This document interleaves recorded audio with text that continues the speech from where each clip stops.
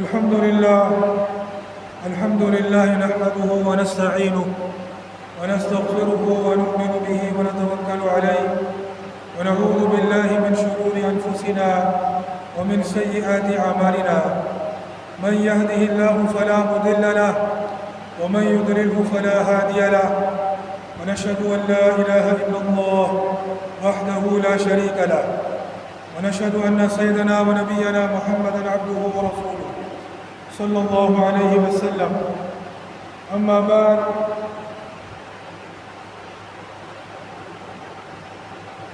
أعوذ بالله من الشيطان الرجيم. بسم الله الرحمن الرحيم. عن ابن عباس رضي الله تعالى عنه قال قال رسول الله صلى الله عليه وسلم: من جمع بين صلاتين من غير عذر فقد أتى بابا من أبواب الكبائر.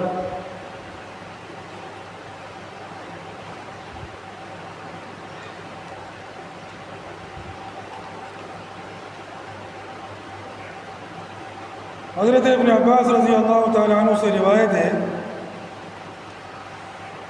کہ رسول اللہ صلی اللہ علیہ وسلم نے ارشاد فرمایا کہ جو بلا عذر دو نمازوں کو جمع کرے وہ کبیرہ گناہوں کے دروازوں میں سے ایک دروازے پر پہنچ گیا. اس حدیث کی سند میں کلام ہے. اس کا ایک راوی جو ہے وہ اس کے بارے میں اختلاف ہے کہ وہ صحیح ہے کہ نہیں، لیکن بہرحال اہل علم یعنی فقہا کے نزدیک اس حدیث کا مطلب جو ہے وہ صحیح ہے، جس کی وجہ سے جو ہے وہ حدیث میں مضبوطی آ جاتی ہے. دوسری حدیث میں فرمایا، ابن عمر رضی اللہ تعالی عنہ سے روایت ہے کہ نبی صلی اللہ علیہ وسلم نے فرمایا، ایک دن نماز کا ذکر فرمایا اور فرمایا: من حافظ علیہا کانت لہ نورا و برہانا و نجاتا یوم القیامہ، کہ جو ان کی حفاظت کرے گا اس کے لیے نور اور دلیل اور نجات ہوگی قیامت کے دن. ومن لم يحافظ علیہا لم یکن لہ نور ولا برہان ولا نجات، اور جو ان کی حفاظت نہیں کرے گا نہ اس کے لیے نور ہوگا، نہ دلیل ہوگی اور نہ نجات ہوگی. وکان یوم القیامہ مع فرعون و حامان و ابی بن خلف، اور قیامت کے دن وہ فرعون اور حامان اور ابی بن خلف کے ساتھ ہوگا. اس حدیث کو مسند احمد اور ابن حبان اور طبرانی نے نقل کیا ہے، اور یہ حدیث جو ہے اس کے راوی جو ہیں وہ صحیح ہے.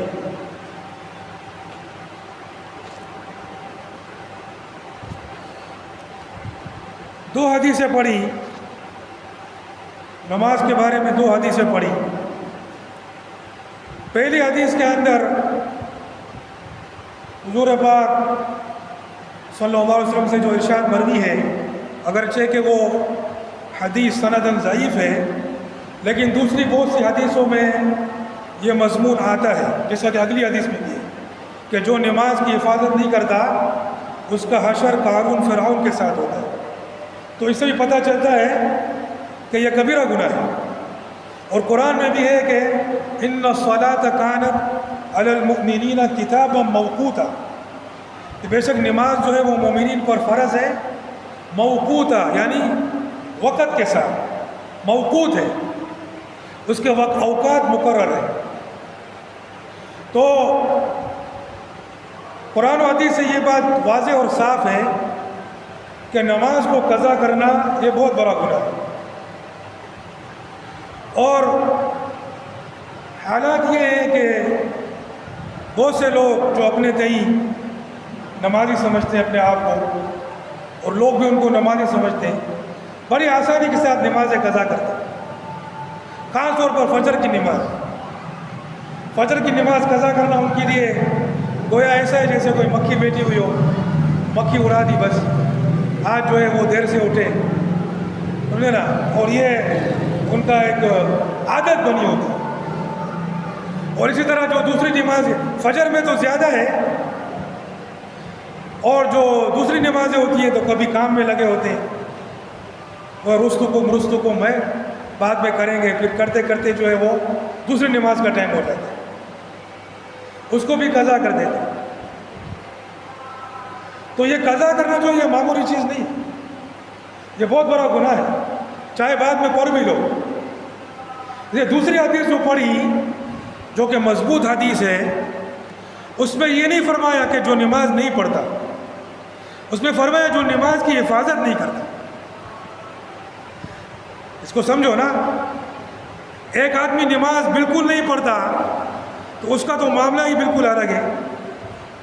ایک آدمی نماز کبھی کبھی پڑھتا ہے، کلا پڑھتا ہے، ہاں کلا قضا کرتا ہے، کلا ٹائم پہ پڑھتا ہے، اور جو ہے وہ رکوع سجدہ اچھی نہیں کرتا، وضو صحیح نہیں کرتا، یہ ساری چیزیں نماز کی حفاظت نہ کرنے میں شامل ہیں۔ کوتاہیاں کرنا، کیونکہ حفاظت جو اس کی حفاظت کرے گا، جو اس کی پابندی کرے گا، خشوع اور خضوع کا دھیان رکھے گا، وقت کا دھیان رکھے گا، اور اگر مرد ہے تو جماعت کا دھیان رکھے گا۔ مرد کے اوپر واجب ہے کہ جماعت کے ساتھ نماز پڑھے۔ حضور پاک صلی اللہ علیہ وسلم نے فرمایا کہ جس نے اذان کی نماز سنی، جس نے اذان کی آواز سنی اور پھر اس کے پاس کوئی عذر نہیں ہے، کوئی مرض نہیں ہے، کوئی بیماری نہیں ہے، ایسی بیماری کہ جس کی وجہ سے وہ جماعت میں حاضری نہیں دے سکتا، یہ نہیں کہ بھائی کمر میں تھوڑا چک آ گئی ہے یا سر میں تھوڑا درد ہو رہا ہے، ایسی بیماریوں کا کوئی جو حیثیت نہیں ہے، یعنی ایسی بیماری ہو جس کی وجہ سے جماعت میں حاضر ہونا اس کے لیے حرج ہو جائے، اور نہ کوئی خوف ہو، تو اس کی نماز جو وہ گھر میں پڑھتا ہے یا کہیں پہ بھی پڑھتا ہے قبول نہیں ہوتی۔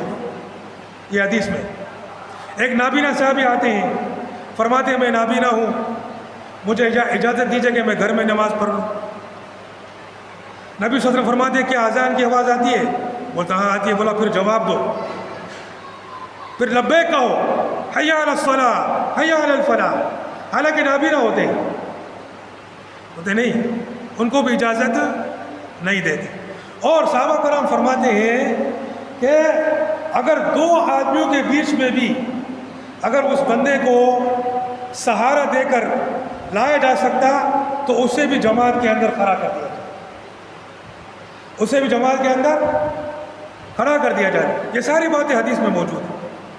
تو دوسری حدیث جو میں نے پڑھی کہ جو نماز کی حفاظت کرتا ہے، یعنی وضو بھی اچھی طرح کیا، مرد ہے تو جماعت سے پڑھی، وقت کی پابندی کے ساتھ پڑھی، اور جو ہے خشوع اور خضوع کے ساتھ پڑھی، اطمینان کے ساتھ۔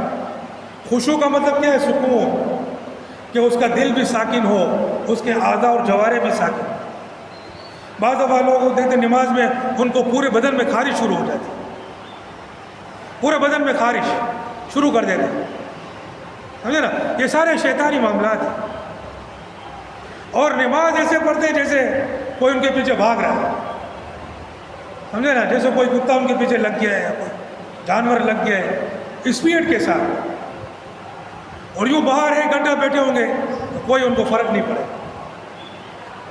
باہر بکواس کرنے میں، ٹائم ضائع کرنے میں، مگر نماز میں جب آئیں گے تو گویا ان کے جو ہے وہ سارے بدن میں کپ کپی اور بے چینی آ جاتی کہ کب جو ہے وہ مسجد سے میں نکلوں، مسجد سے میں بھاگوں۔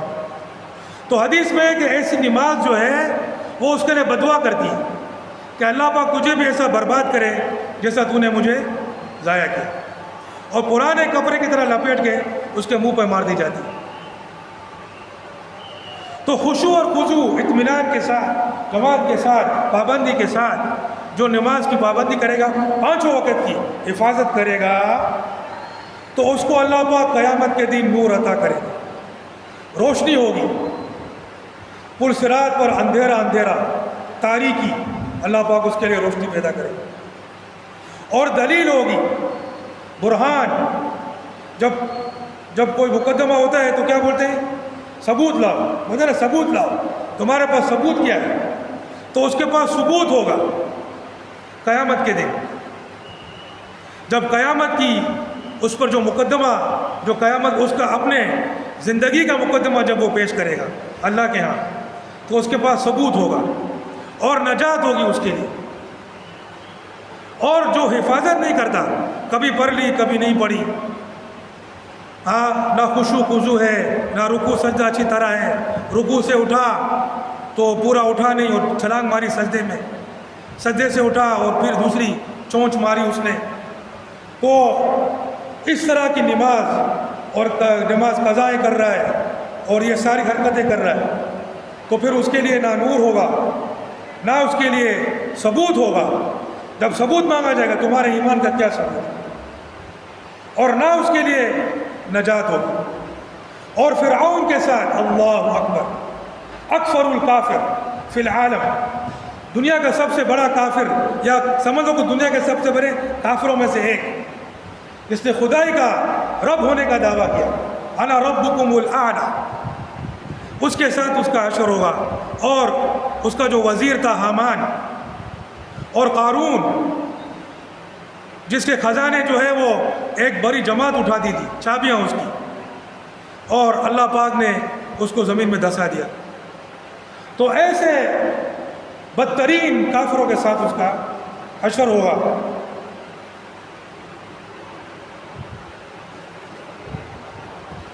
ابن مسعود رضی اللہ تعالیٰ سے روایت ہے کہ رسول اللہ صلی اللہ علیہ وسلم نے فرمایا کہ پہلا عیب جو بنی اسرائیل میں داخل ہوا وہ یہ کہ ایک آدمی دوسرے آدمی سے ملاقات کرتا اور کہتا یا ھذا اتق اللہ ودع ما تصنع بی فإنہ لا یحل لک، تو وہ اسے دیکھتا کہ وہ کوئی گناہ کر رہا ہے تو وہ اسے کہتا ارے ایسا نہیں کرو، اللہ سے ڈرو، یہ کام تمہارے لیے حلال نہیں ہے۔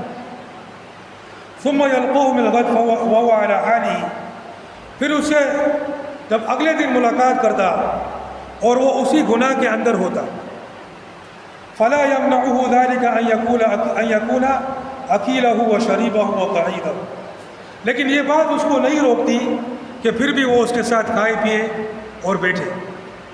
تو جب انہوں نے یہ کام کیا تو اللہ پاک نے ان کے دلوں کو آپس میں، ایک کے دل کو دوسرے پر مار دیا، یعنی خلط ملط کر دیا۔ اور پھر جو ہے ثم قال لعن الذین کفروا من بنی اسرائیل، اس کے بعد نبی صلی اللہ علیہ وسلم نے آیت پڑھی کہ بنی اسرائیل میں سے جو جنہوں نے کفر کیا ان پر لعنت کی گئی۔ ثم قال کلا واللہ لتأمرن بالمعروف وَلَتَنْهَوُنَّ عَنِ الْمُنْكَرِ، پھر فرمایا کہ ہرگز نہیں، اور اللہ کی قسم تم ضرور نیک بات کا حکم دو گے اور بری بات سے منع کرو گے، وَلَا تَأْخُذُنَّ عَلَى يَدِ الظَّالِمِ، اور ظالم کے ہاتھ کو پکڑو گے، وَلَا تَأْتِرُنَّهُ عَلَى الْحَقِّ أَطْرًا، اور اس کو حق بات کی طرف کھینچ کر لاؤ گے۔ اس حدیث کو ابو داؤد اور ترمذی نے نقل کیا ہے۔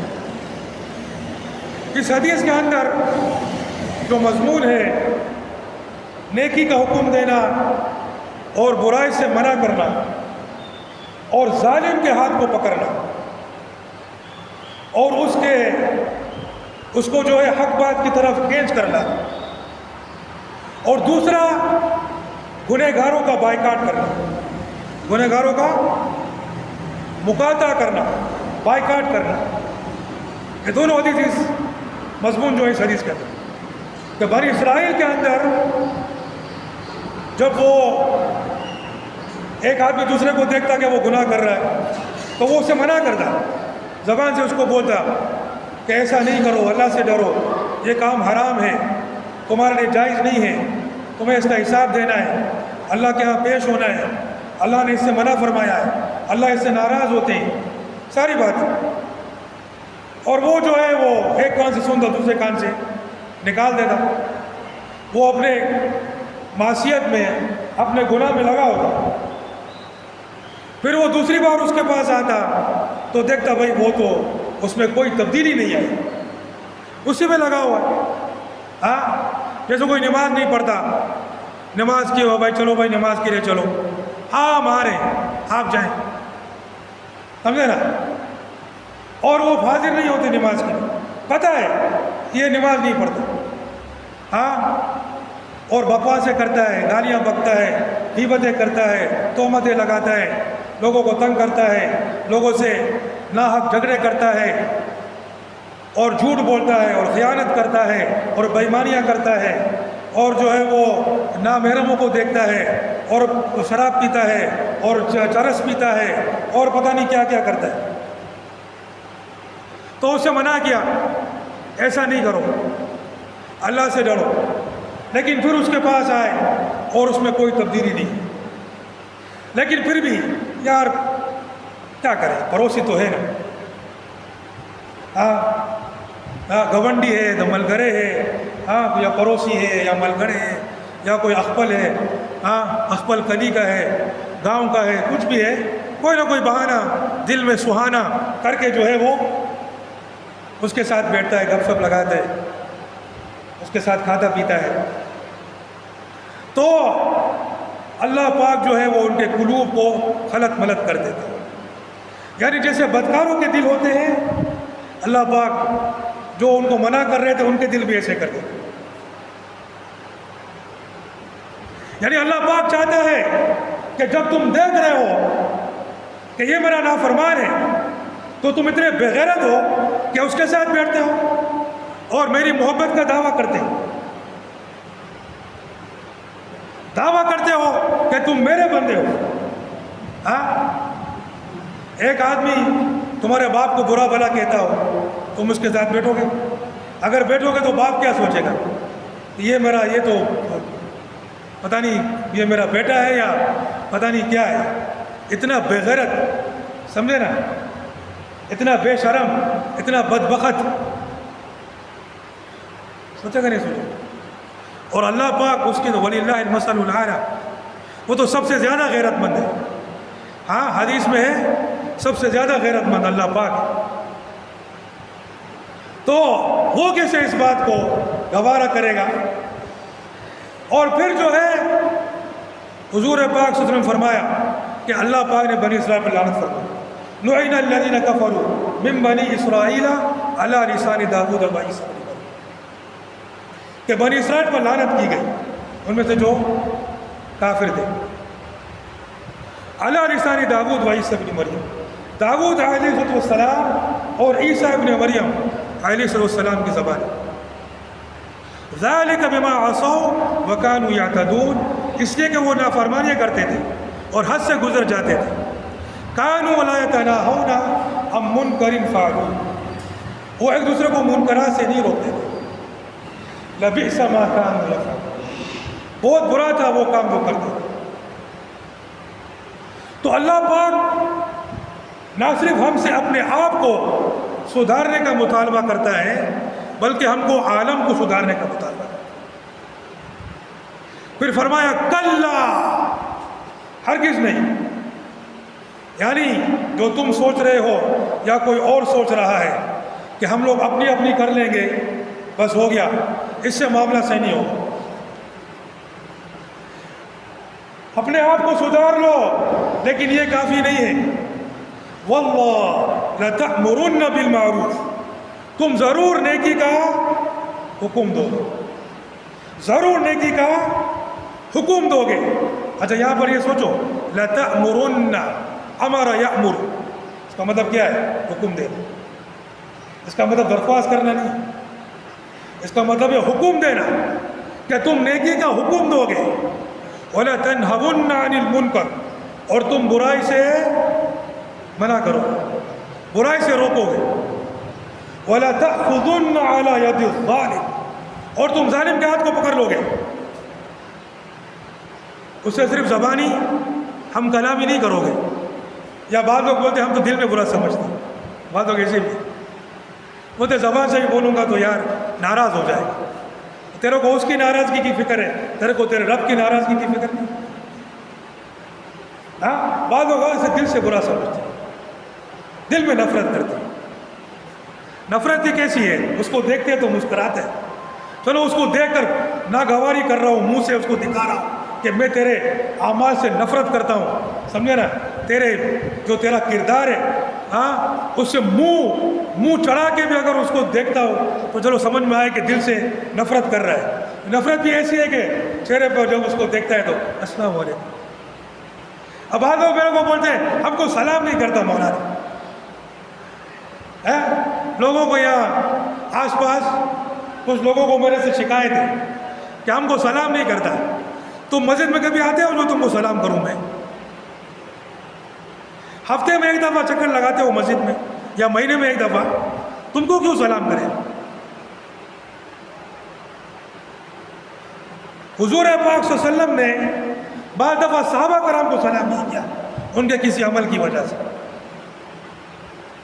اور نماز ان کا جرم اتنا بڑا نہیں تھا, وہ تو نماز پڑھنے والے تھے.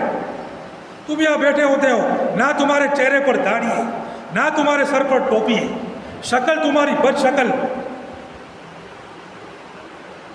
نہ نورانیت ہے چہرے پر, نہ نماز پڑھتے ہو, بولتے ہم تم کو سلام کریں؟ دماغ خراب ہے تمہارا, ہم تم کو سلام کریں؟ پہلے اپنے آپ کو سدھارو, اپنے آپ کو اس قابل بناؤ کہ تم کو سلام کیا جائے, پھر ہم سلام نہیں کرتے. تو دل سے برا سمجھ, ابھی سلام نہیں کروں گا تو ناراض ہو جائے گا. ہاں وہ مولے داڑھی ہے, کیا مولے داڑھی, توبہ استغفر اللہ لا حول ولا قوت. اور پھر فرمایا وَلَا تَعْتِرُنَّهُ عَلَى الْحَقِّ عَطْرًا, اور اس کو حق بات کی طرف کھینچ کے لاؤ. اب اس حدیث کو سمجھ لو اچھی طرح. ایک تو یہ کہ گنہگاروں کا بائیکاٹ کرنا, یہ نہیں کہ وہ اپنی مستی میں لگا ہوا ہے اور تم جو ہے کرو بس ہم جو ہے وہ اس کے ساتھ جوڑ ہے. یہ پتہ نہیں کیسا جوڑ ہے بھائی. اللہ پاک کہتا ہے اس کے ساتھ توڑو, جوڑو نہیں. جس نے اللہ کے ساتھ توڑا تم اس کے ساتھ توڑو, جس نے اللہ کے ساتھ جوڑا تم اس کے ساتھ جوڑو. اس کو ابو داؤد کا حدیث میں فرمایا من احب للہ وابغض للہ واعطى للہ ومنع للہ فقد استكمل الایمان, کہ جس نے اللہ کے لیے محبت کی اور اللہ کے لیے بغض کیا ابغض للہ, بغض کیا, نفرت کی اللہ کے لیے, اور اللہ کے لیے دیا اور اللہ کے لیے نہ دیا. اللہ کے لیے نہ دیا یعنی کسی نے مانگا اس کو نہ دیا, اللہ کے لیے نہ دیا کہ یہ اس قابل نہیں ہے کہ میں اس کو دوں. فقد استکمل الایمان, اس نے اپنا ایمان کامل کر دیا. ابو داؤد کے حدیث. تو گنہگاروں کے ساتھ بائیکاٹ اور اس کو حق نیک بات کا حکم کرنا, حکم درخواست سے نہیں, منت سماجت نہیں, چلو نماز کے لیے, ہم نے نہ چلے تو اس پر سزائیں جاری کرنا. حکم تو یہی ہوتا ہے نا, آرڈر از آرڈر. ہاں آرڈر از آرڈر. اور بری بات سے اس کو روکنا اور ظالم کے ہاتھ کو پکڑ لینا, ظالم کے ہاتھ کو پکڑنا اور کھینچ کے اس کو حق کی طرف لانا. یہ ساری باتیں جو ہو رہی ہیں نا, یہ ہو رہی ہے زور زبردستی کی, کہ قوت کے ساتھ اس کو نیکی پر لگانا, اس کو ظلم سے روکنا, اس کو برائی سے روکنا.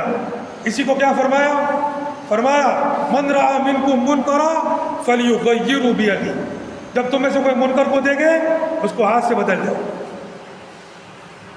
اس کو ہاتھ سے بدل دے. فَإِن لَمْ يَسْتَطِعْ فَبِلِسَانِهِ, جب اس کی طاقت نہیں ہے تو پھر زبان سے. فَإِن لَمْ يَسْتَطِعْ فَبِقَلْبِهِ, جب اس کی طاقت ہے پھر دل سے. وَذَلِكَ أَضْعَفُ الْإِيمَانِ, اور یہ ایمان کا کمزور ترین درجہ. تو یہاں پر حضور پاک صلی اللہ علیہ وسلم ہمیں جہاد فی سبیل اللہ کا حکم ہے کہ جہاد کے ذریعے سے, طاقت کے ذریعے سے, قوت کے ذریعے سے تم ظالموں کے ہاتھ کو پکڑ لو. یہ ظالم جو 24 گھنٹے اے سی میں بیٹھے ہوئے ہیں, ان کے ہر کمرے میں اے سی لگے ہوئے ہیں, ان کے گورنر ہاؤس کا خرچہ اربوں کا, ان کے پریزیڈنٹ ہاؤس کا خرچہ خربوں کا, ان کے پرائم منسٹر ہاؤس کا خرچہ خربوں کا, ان کی عدالتوں کا خرچہ خربوں کا, ان کی فوجوں کا خرچہ خربوں کا, ان کی ایجنسیوں کا خرچہ خربوں کا، یہاں پر عوام کے پاس 15 گھنٹے لائٹ نہیں ہوتی اور بجلی کا بل پھر بھی آ رہا ہے۔ گیس کا چولہا جلاؤ تو 24 گھنٹے گیس ہوتا ہی نہیں ہے، 250 روپے کلو غریب آدمی سلنڈر بھرتا ہے یا پھر لکڑیاں جلاتا ہے، اور ان کے یہاں پر 24 گھنٹے گیس آ رہا ہے، اور ان کا صرف کھانے پینے کا خرچہ اربوں خربوں کا، اور یہ سب ان کی جیب سے نہیں نکلتا، یہ صرف عوام کے ٹیکسوں سے پورا ہوتا ہے۔ پانی کی ایک بوند نہیں آتی، غریب آدمی 4000 کا ٹینکر ڈالتا ہے، اور وہاں پر وہ 24 گھنٹے ان کو میٹھا پانی ملتا ہے۔ یہ تو صرف وہ ہے جو ان کو ملتی ہیں مراعات، اس کے علاوہ جو کرپشن کرتے ہیں، جو بدعنوانیاں کرتے ہیں، اس کا تو کوئی حساب ہی نہیں۔ جگہ جگہ کھانچے، جگہ جگہ پورا ملک کھانچوں سے بھرا ہوا ہے، خربوں شربوں چربوں مربوں پتہ نہیں، باہر سوئس اکاؤنٹ ہے، کسی کی دبئی میں بلڈنگیں ہیں، تو کسی کی یورپ میں جو ہے وہ بڑے بڑے محلات ہیں، تو کسی کے اکاؤنٹ اربوں ڈالر سے بھرے ہوئے، اور یہاں پر عوام جو ہے اس کا بچہ پسینے میں ڈوب رہا ہے، پسینے سے شراب بور ہو گیا ہے، ایک پنکھا اس کے پاس چلانے کے لیے بجلی نہیں ہوتی۔ حضور پاک صلی اللہ علیہ وسلم فرماتے ہیں وَلَا تَأْخُذُنَّ عَلَى يَدِ الظَّالِمِ، تم ظالم کے ہاتھ کو پکڑ لو، اس کے خلاف اعلان جہاد کرو، باتیں نہیں کرو، منت سماجت نہیں کرو، یا جیسے یہ جمعیت والے مارچ کرتے ہیں، مارچ سے کچھ نہیں ہوتا ہے، اور پھر کچھ جا کے اسی پارلیمان میں بیٹھے ہوتے خود وہی عیاشیاں کرتے ہیں جو دوسرے کرتے ہیں۔ لڑو ان کے خلاف، ان کو نیکی کا حکم دو، ان کو کھینچ کر حق کی طرف لاؤ، جب تمہارے معاملات درست ہوں، جب یہ ظلم و ستم تم سے ختم ہوگا۔ یہ نظام کفر، یہ انگریزوں کا قانون، انگریزوں کا برٹش لا، کالا قانون جو یہاں پہ عدالتوں میں ہے، عدالتوں میں جاؤ تم کو قرآن شریف کا ایک مصحف نہیں ملے گا، قرآن انگریزی کتابیں پڑھی ہوئی، وہی برٹش قانون، وہی برطانیہ کا جو وہ چھوڑ، یہ جمہوری پارلیمانی نظام، یہ کفر کا نظام جہاں پر پارلیمان حلال اور حرام طے کرتی۔ حضور پاک صلی اللہ علیہ وسلم فرماتے ہیں کہ تم ظالم کے ہاتھ کو پکڑ لو ورنہ تم پر بھی لعنت ہوگی، تم پر بھی لعنت، تمہارے قلوب بھی غلط کر دیے جائیں گے۔ آج ہم لوگ پریشان ہیں، ہر کوئی پریشان، ہر کوئی پریشان، بدحال، لیکن کوئی کچھ کرنے کو تیار نہیں، کوئی حضور پاک صلی اللہ علیہ وسلم کی تعلیمات پر چلنے کو تیار نہیں ہے کہ ظالم کے ہاتھ کو پکڑ لو، پکڑ لو اس کو کھینچ کر حق کی طرف لاؤ، اللہ کے دشمنوں کو، اللہ کے نافرمانوں کو ان کے ہاتھوں کا پکڑ لو، ان کو ہاتھوں سے روک دو، اللہ کی زمین پر اللہ کے نظام کو نافذ کرو، اللہ کے قانون کو نافذ کرو۔ حضرت عمر رضی اللہ تعالیٰ فرماتے ہیں کہ اگر فلاں دریا کے پاس ایک کتا بھی پیاسا مر گیا تو اس سے بھی عمر کی پوچھو۔ یہاں پر تو یہ دیکھو ابھی جو سیلاب آئے KPK میں، سرحد میں، پنجاب میں، کتنی تباہی بچی، کوئی فکر ہے؟ کوئی نہیں، بھلے مرے بھائی، ہمارا کیا؟ اور عوام پر ظلم کرتی ہے۔ بولا وہ کشتی پار کرانے والے 50-50 ہزار روپے لے رہے ہیں ان کو وہاں سے وہاں پار کرانے کے لیے۔ عوام بھی ایسے ہی خبیث، ظالم، ناجائز فائدہ اٹھانے والے، کوئی رحم نہیں ہے دل کے اندر۔ پورا نظام کفر کا نظام، ظلم کا نظام، یہ ایسے ظالم ہے، وہ امریکہ بھی ایسا ظالم ہے، وہ کافر ہے مگر وہ ایسا ظلم نہیں کرتا اپنے عوام کا، اپنے عوام کا خیال کرتا ہے۔ یہ تو کافر بھی ہے اور ظالم بھی ہے، بدترین ظالم ہے، کوئی فکر نہیں ہے، مرو، سیلاب ہو ہماری بلا سے، کوئی سسٹم نہیں۔ 70 سال ہو گئے، نہ ڈیم بناتے ہیں، نہ کچھ، نہ بجلی، نہ پانی، نہ گیس، نہ وہ کھانا اتنا مہنگا، 5-5 ہزار کے آٹے کی بوری۔ ارے بھائی تم کیا سمجھتے ہو عوام کیا کرے گی یار؟ 30,000 روپیہ وہ بیچارہ کماتا ہے، اس میں وہ کیا کرے گا؟ گھر کا کرایہ دے گا، بجلی دے گا، پانی دے گا، گیس دے گا، کھانا کیا کرے گا وہ؟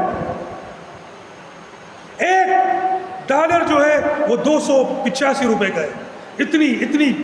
اتنی گھٹیا جو ہے پاکستان کی کرنسی، 285 روپے۔ یہ سب ہماری وجہ سے کہ ہم نے اس حدیث پر عمل نہیں کیا، ظالموں کے ہاتھ کو نہیں روکا، ان کے خلاف جہاد نہیں کیا، اس ظلم اور کفر کے نظام کے خلاف۔ جب تک ہم نہیں کریں گے میرے بھائی، مسئلہ حل نہیں۔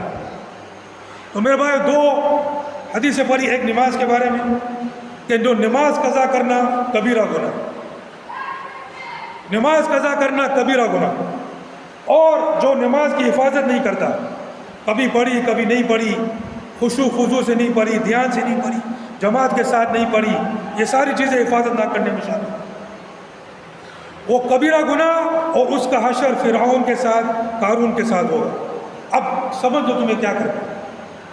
اب فجر میں تم بولو، سمجھے نا، سوچو تمہارا حشر کس کے ساتھ ہوگا۔ اور دوسری حدیث، نیکی کا حکم دینا، برائی سے روکنا، اور گنہگاروں کا بائیکاٹ کرنا، چاہے وہ تمہارا اپنا بھائی ہو، چاہے وہ تمہارا اپنا باپ ہو، سمجھے نا، تمہارا اپنا باپ ہو، اپنا بیٹا ہو۔ ہاں، سعد بن ابی وقاص رضی اللہ تعالیٰ عنہ، ان کی ماں، وہ ایمان لے، ان کی ماں ایمان نہیں لائے، کھانا پینا چھوڑ دیا ماں نے، میں جان دے دوں گی، مر جاؤں گی، تو نے اسلام قبول کیوں کیا؟ سعد بن ابی وقاص نے کہا اسلام تو میں نہیں چھوڑوں گا، آپ کو کھانا ہے کھاؤ، نہیں کھانا نہیں کھاؤ۔ یہ ہے، چاہے ماں باپ ہو، چاہے کوئی بھی ہو، سب سے پہلے اللہ کے ساتھ، سب سے پہلے اللہ کے ساتھ۔ اسلام کے لیے کون تیار ہے بھائی؟ نماز کے پابندی کون کرے گا؟ ہاں، اللہ کے راستے میں جہاد کون کرے گا؟ ہاتھ اٹھاؤ بھائی۔ اللہ پاک ہم سب کو عمل کرنے کی توفیق عطا فرمائے۔ وآخر دعوانا